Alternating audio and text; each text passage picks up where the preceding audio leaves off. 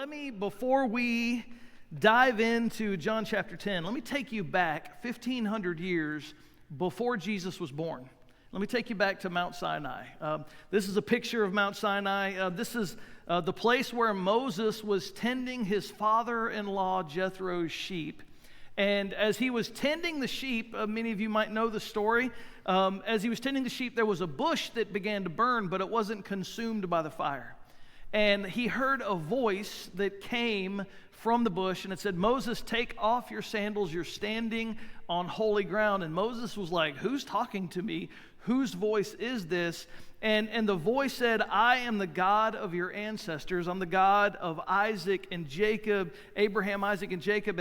And Moses, and he says, "Listen, I've heard the cries of my people. And Moses, I want to send you back to Egypt, and I want you to tell the Pharaoh to let my people go, and I want you to lead them into the promised land." And Moses is like, "Well, I can't do that. What will they say? If I come to them?" And here's the verse I want you to hear in Exodus 3:13 and 14. It says this, "But Moses protested, 'If I go to the people of Israel and tell them, the God of your ancestors has sent me to you, they will ask me, what is his name? And then what should I tell them?' And God replied to Moses, 'I am who I am. Say this to the people of Israel, I am has sent me to you.'" This is really important because in the midst of a culture of all kinds of different gods, there was the sun god and the moon god and the star gods and the river Nile god and the sea gods and the death gods, and there was just all of these gods, and each god was like, "I'm the god of this, I'm the god of this, I'm the god of this." And when he asked God, "Who are you?" God says, "I am." And essentially what he's saying is, I'm the God who is the source of life itself. I am, and therefore everything is. He's saying, I'm literally the existence of everything there is. I am is who he declares himself to be. And so God gives his divine personal name to Moses, and he says that name is I am.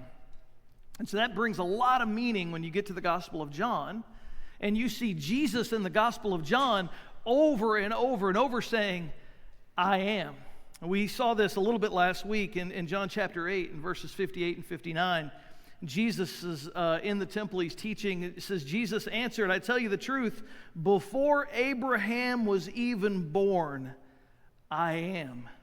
And at that point, they picked up stones to throw at him, but Jesus was hidden from them and left the temple. So why were they trying to stone him? Were they trying to stone him because he was saying he was 1,500 years old? No, that's not why they were trying to stone him. They were trying to stone him because he said, I am.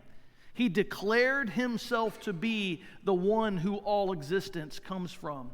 And they were just in shock that he would say something like this. And in John chapter 6, we see Jesus, when the disciples are out on the water, Jesus actually walks on the water out to them, and they're terrified, as you can imagine, right? If you're out on the water and you see somebody walking on the water to you, and they're in the midst of a crazy storm, and Jesus looks at them. When they think he's a ghost, Jesus says to them, I am, don't be afraid.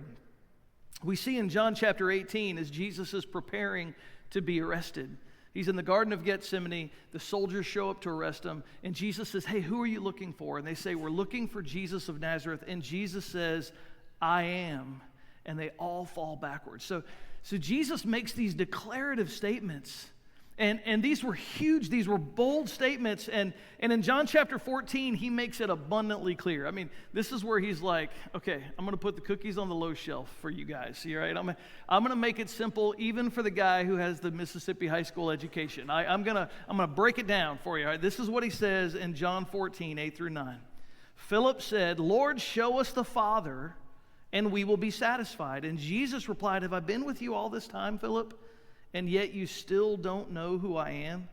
Anyone who has seen me has seen the Father. So why are you asking me to show him to you?" So Jesus is God come to us in flesh. And side note, this is why Easter is such a big deal in 2 weeks, right? So in 2 weeks we celebrate Easter, and the reason that Easter is so important, and the reason that Easter is so pivotal, is because it was at Easter that everything Jesus said about himself, he proved, right? Because you can say those kinds of things, but then if you die, you're dead, right?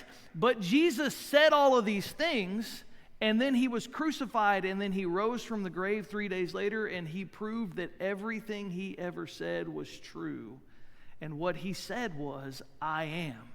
I am the source of all existence. And so there were these I ams where he just said I am, and then there were these other I ams where he said I am, and then he gave a description. I am the good shepherd, as we're going to talk about today. I am the gate for the sheep. And so there were 7 of these. I want to just list them for you really quickly. The first one was I am the bread of life, is found in John chapter 6. In John chapter 8, Jesus said, I am the light of the world. In John chapter 10, the one that we're going to look at today is I am the gate for the sheep. And then the other in John chapter 10 is I am the good shepherd. And then later in John chapter 11, he said, I am the resurrection and the life. And in John 14, he said, I am the way, the truth, and the life. And in John chapter 15, he said, I am the true vine. And so all of these descriptions, as Jesus is saying, I am these things, all of these go back to Old Testament references. All of these go back to the richness of the character of God and who God is and what God's trying to do. And what Jesus is doing here and what John is trying to show us in his gospel is all of these I am statements of Jesus are showing these are the things that Jesus wants to do for you when you come to him. These are the ways in which Jesus wants to give you life and life more abundantly.